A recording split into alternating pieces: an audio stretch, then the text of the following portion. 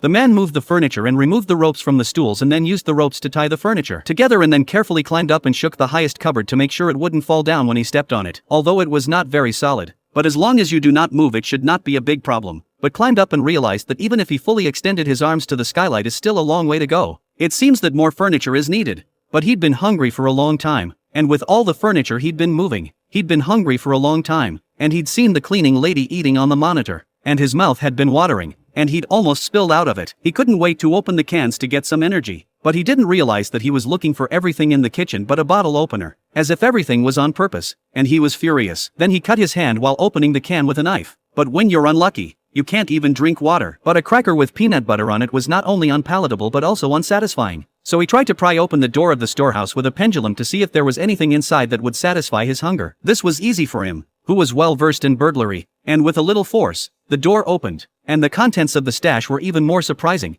Not only 2 sacks of flour, but also 2 cans of dog food. And even a large piece of raw beef. Before he could be happy, he was suddenly struck by a noise outside. And he rushed out to see that the sprinkler was spraying water on the greenery. He couldn't wait to get down on the ground and hungrily gulp down the hard-won fresh water, even though it smelled bad. But that didn't stop him from being enthralled, preferring to lie in the dirt and get sprinkled all over his body.